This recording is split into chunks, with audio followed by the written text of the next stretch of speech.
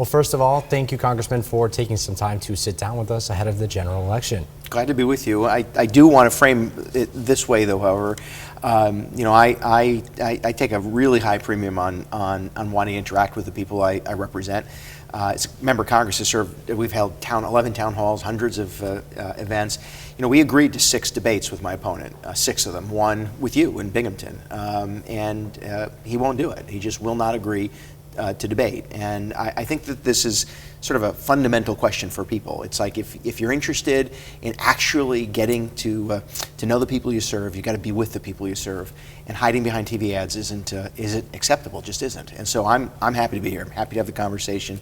I think you know this. I'll answer any question because I think it's important that we're up front and that we ultimately are representing the people we serve. All right, well, let's get right into things. To start off, Proposition 1 is something that will be on the ballot this election cycle here in New York State. What is your stance on this proposition? And for people who maybe don't understand it or are on the fence about it, what would be your message to those voters? Yeah, this is a proposal that I think is very broadly written that would allow biological males to play in girl sports, extend certain constitutional protections to illegal immigrants. It's not something I can support. I wish that the state legislature had been more responsible with its language because I do think it sets a very dangerous precedent. Yeah, so moving along here, the border is, of course, a very contested issue in this country. You've ran campaign ads about a Peruvian national arrested in Broome County for murder. What do you think needs to be done to secure the border in this country? Yeah, well, first we have to secure the border, but one of the reasons we can't, we've seen about 10.5 million illegal immigrants come over into this country over the last 4 years. Why? Because of policies that my opponent fought for. This is the funny thing about elections. You can put up TV ads to kind of rewrite your own history.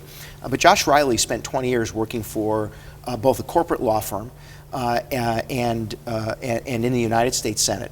As a corporate lawyer, Josh went to court, the Supreme Court, 32 times to dismantle border security. So understand, 32 separate times. He brings action against the United States for the purposes of dismantling border security. And when he worked in the United States Senate, he wrote legislation that extended mass amnesty, hotels, credit cards, transportation, health care, to those who cross into this country illegally. And when Joe Biden became president, he used the Josh Riley legal argument, prosecutorial discretion is what they call it. What it is catch and release. It's like cashless bail in New York. Josh Riley's argument before the Supreme Court was that those who are empowered to prosecute the law to protect us at the border could choose not to. And that's what they did. They chose not to. They dismantled border security. 10.5 million people come into this country. And then we saw, because of sanctuary city policies that Kathy Hochul has imposed on the state of New York, Josh Riley supports, we have a state that has extended not only free housing, cell phones, health care, and in the city of New York, illegal immigrants are even getting $40,000 housing credits to go out and buy homes. I mean, I represent families that don't even make $40,000 a year, and here they are competing with those who crossed in this country illegally because of the policies my opponent embraced, advocated for, and fought for. We have to secure the border. I voted for, a year and a half ago, strictest border security policy in generations. That's physical barrier, that's technological barrier, and it's dollars for the law enforcement at the border, Border Patrol. Border Patrol Union endorses me, supports my candidacy, because we know that that's step one. Second, we've got to reinstate Remain in Mexico. What's that? That means instead of what happened in the case of this serial killer from Peru, instead of having that individual caught at the border and then released, just like Josh Riley argued, and then transported with your tax dollars to New York State, where he awaited adjudication for asylum seeking, where he awaited a background check, where he awaited whether or not law enforcement was going to interact again. That should happen at the border. Remain in Mexico means that we screen at the border, we conduct asylum seeking at the border, and then we must lift the sanctuary city policies that are making us less safe. Because in New York, again, because of the policy that Kathy Hochul has imposed on us, in New York, local law enforcement can't interact with federal law enforcement for the purposes of interceding. So you have this Peruvian serial killer, 23 murders, arrested at the border, caught and released, and then sent into upstate New York. And then our own law enforcement only had limited understanding of what was going on. And this isn't it, right? You have that in Endicott, New York. We have a woman raped and tortured in Syracuse, killed another in central New York, and a year and a half ago we had a woman and child sexually assaulted in Delaware County, and again, illegal immigrant arrested here in the state of New York, and because of cashless bail is returned back into the community only to commit crimes again. This is absurd, and it's about priorities. My priority is securing the border, providing the resources to protect Americans. And my priority is trying to help drive down housing costs and the cost of living, making sure we protect American jobs and make sure our communities are safe and our kids have opportunities, not putting tax dollars in the hands of those who cross into this country illegally. Heck, only a year ago, less than a year ago, Governor Hochul decided to try to steal $2 billion in education funding and shift it to housing immigrants in New York City. It's unacceptable. All right. Well, moving on to our next issue, another important issue in this election cycle, of course, is reproductive rights and abortion. Do you believe that reproductive rights should be in the state's hands? What I believe is that, and I mean this sincerely, and I want women and families to know this, when it comes to reproductive health, the decision ought to be left to a woman and her physician, not Washington, D.C. And that's why I have opposed and remain opposed to a national abortion ban. I mean this with great conviction. Women ought to be respected for the decision they make, and families ought to be supported when they make those decisions. And so for me, no national abortion ban, absolute commitment to ensuring broad access to IVF, which can be heart-wrenching and difficult, access to and codification protection to access to birth control and mifepristone. I'm the first Republican in Congress to join my Democratic colleagues in supporting a bill to codify access to IVF, to codify access to birth control. And I lead the bipartisan coalition for rural health clinics. It's important that in communities like ours, now we're here in the Binghamton region, but I represent 11 counties in rural and upstate New York. There are women who don't have access to prenatal and neonatal care. I lead the bipartisan coalition to fund broad access to rural and federal health clinics and telehealth so that women and families have access to the health care that they need, and when they make the choice that they make, that they have that support. I will continue to advocate for that, lead on that, and my opponent's lying. The TV ads, they're just dishonest.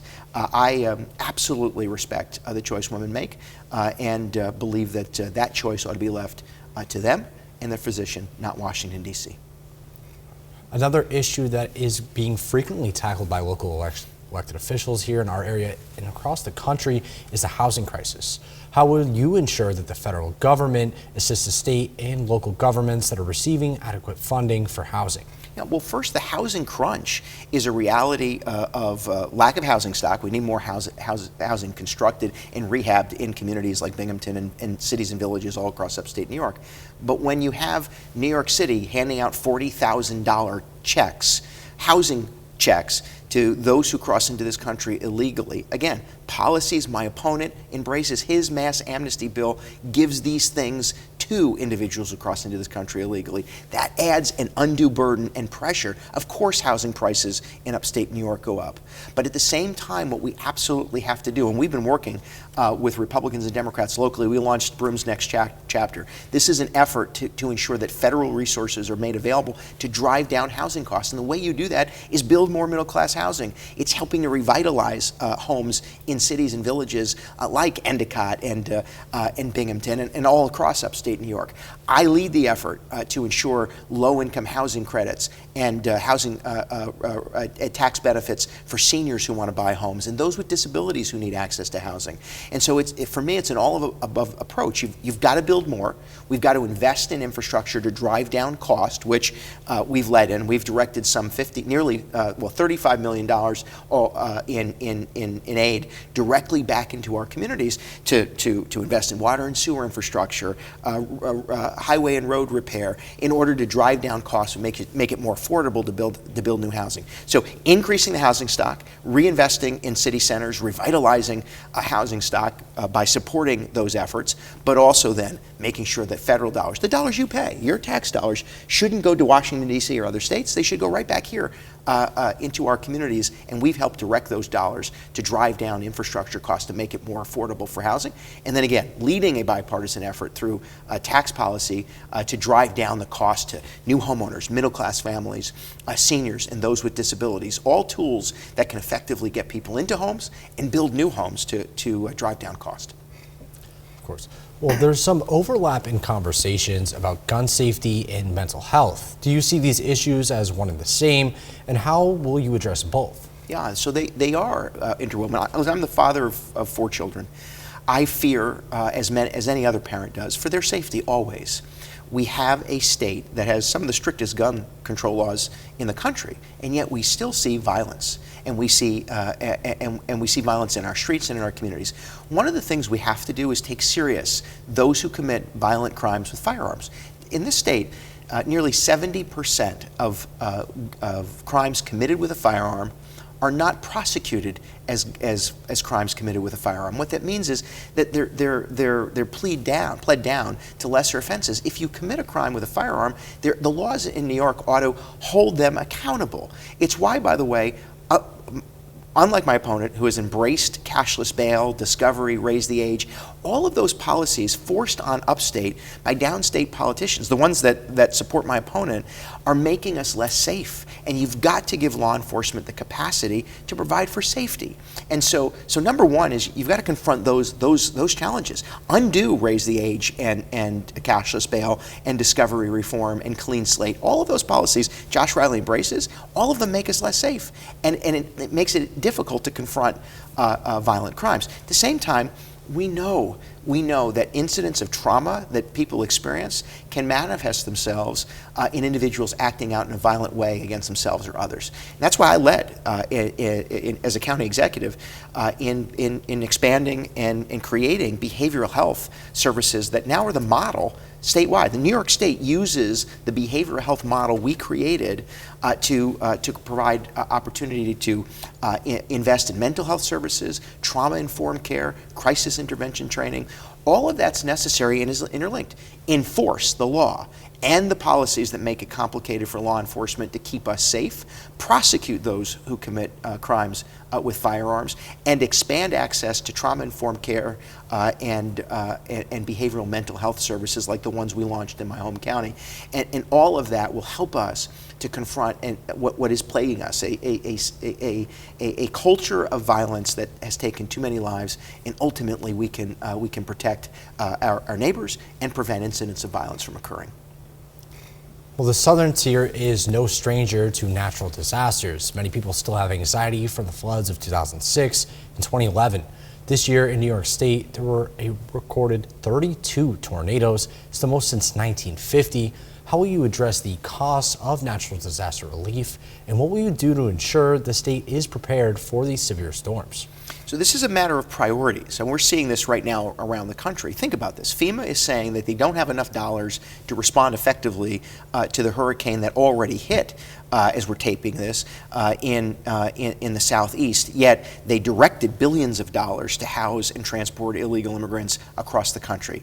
When it comes to providing for American safety, that's my priority, number one. So I not only have I served as a member of my local volunteer fire department, where I've been on the front line of responding, but certainly as a county executive have focused on emergency response. And I really cherish the partnerships we have. Those tornadoes, we work directly with town and village supervisors and mayors, irrespective of political party, to make sure that federal resources are available to them.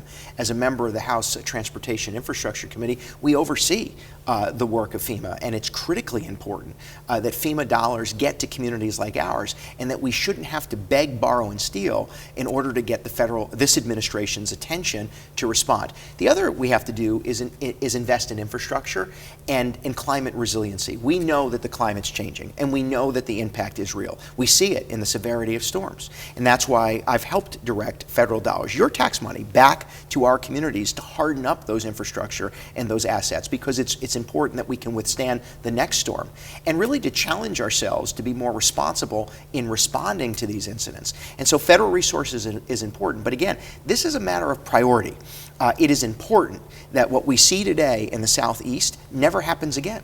We shouldn't be in a position where FEMA says, sorry, we don't have enough resources to respond to this emergency, but we have, in this case FEMA, directed billions of dollars to address those who've come into this country illegally. It's important. Local volunteer fire departments have to have support. Emergency response organizations like the county emergency management departments need those resources. And again, it's why I stand shoulder to shoulder with volunteer and career firefighters. It's why I work with anybody, Republican or Democrat, at the local level, Jason Garner, Mayor Cram, in order to ensure that the resources of the federal government are here and ready, and that we're making and taking preventative steps in order to respond, in order to prepare for response to the next emergency.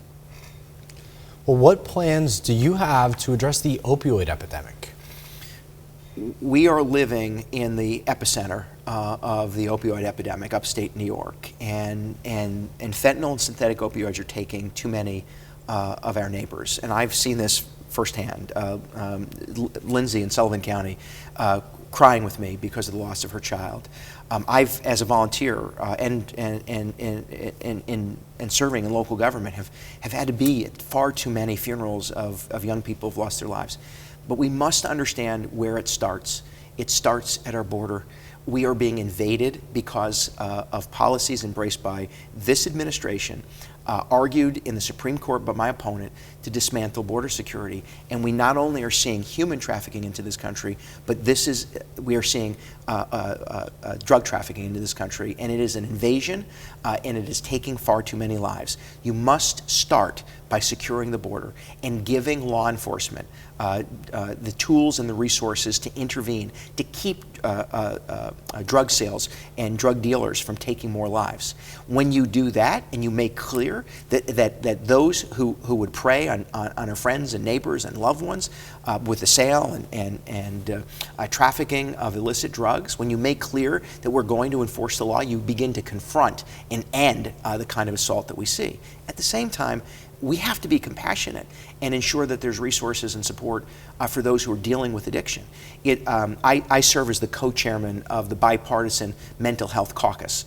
Our focus has been in a bipartisan way to make sure that we're directing dollars and resources to create the kind of treatment centers that I helped build when I served in county government. We're working with Broome County and County Executive Garner to make sure that there's treatment services for veterans. In Sullivan County, we're working with leadership Republican and Democrat, Aileen Gunther, Assembly Member, Senator Peter Operacher, one Democrat, one Republican, to bring resources for treatment and stabilization centers into Sullivan County. And we're doing this county by county because everyone in every county, no matter your zip code, should have access to treatment and support if you're confronting substance use disorder. It begins by securing the border. You must intercede with drug trafficking, and we must have the support necessary, which is what I've been advocating for and working hard to bring about in order to provide treatment and other services. We work with not-for-profits here locally quite a bit, and I know they're working on the front lines, and some of these people are just amazing, caring individuals. I've sat with those who are dealing with addiction in this very community and listened to the challenges that they face.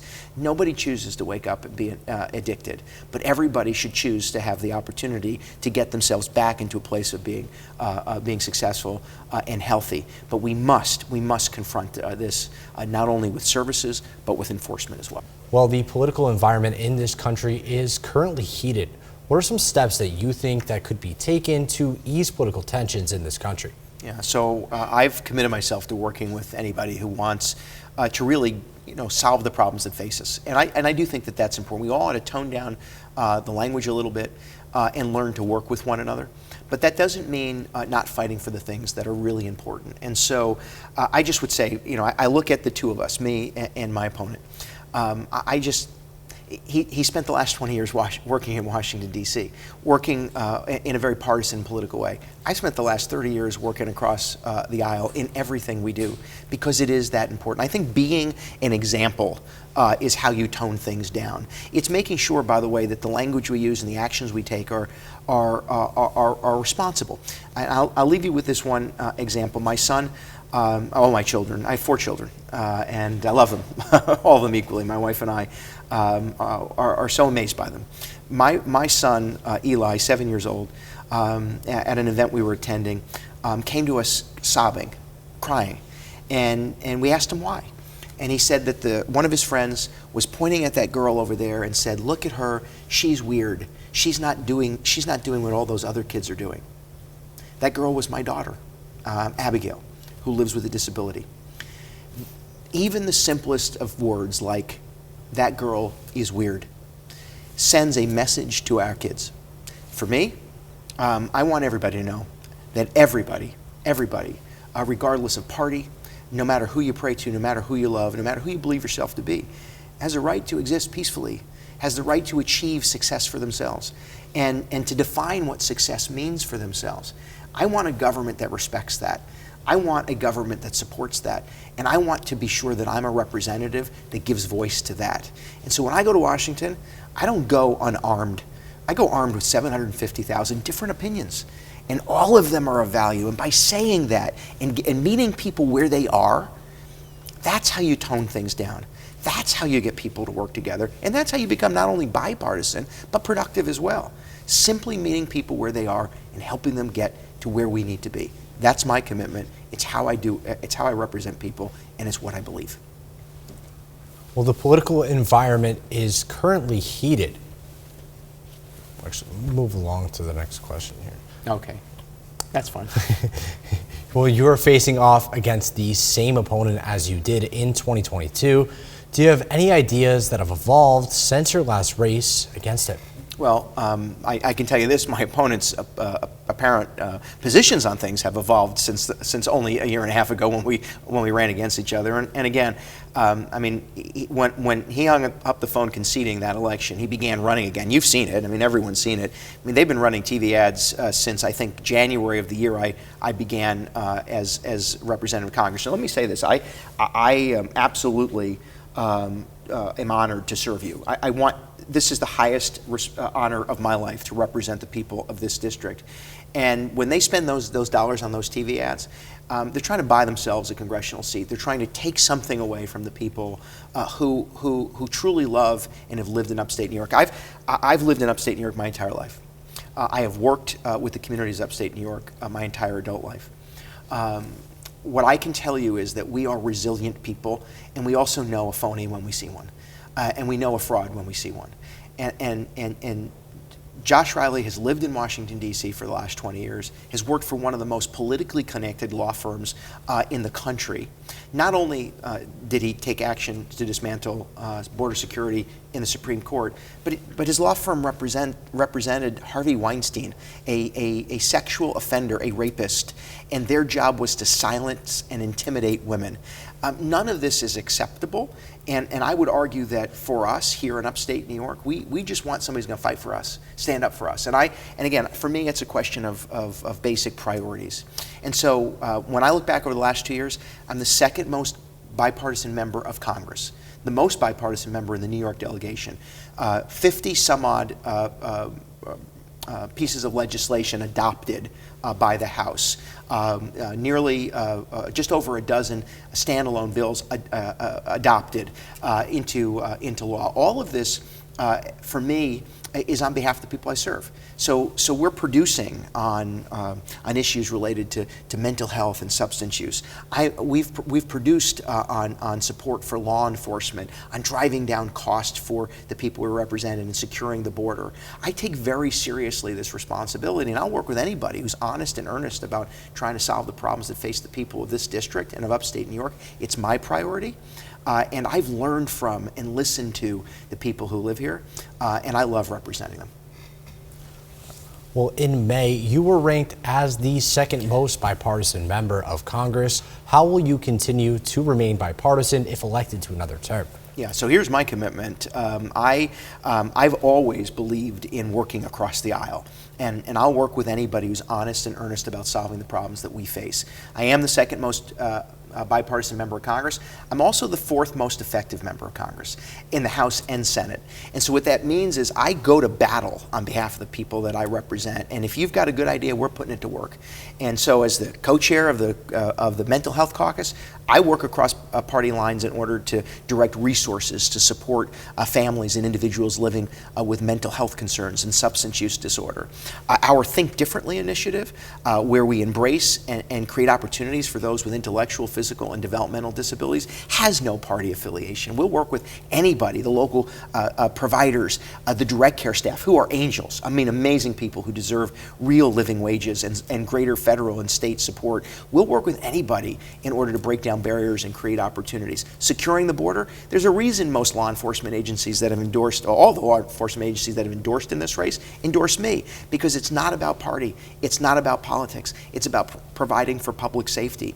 And I'll work with any Republican or Democrat at the local, state, or federal level in order to get the job done. And so I remain committed, not only to being the second most bipartisan, but being nonpartisan when it comes to confronting the challenge of high cost of living, public safety, driving down the cost of goods and services, and making and creating opportunity for the people we serve.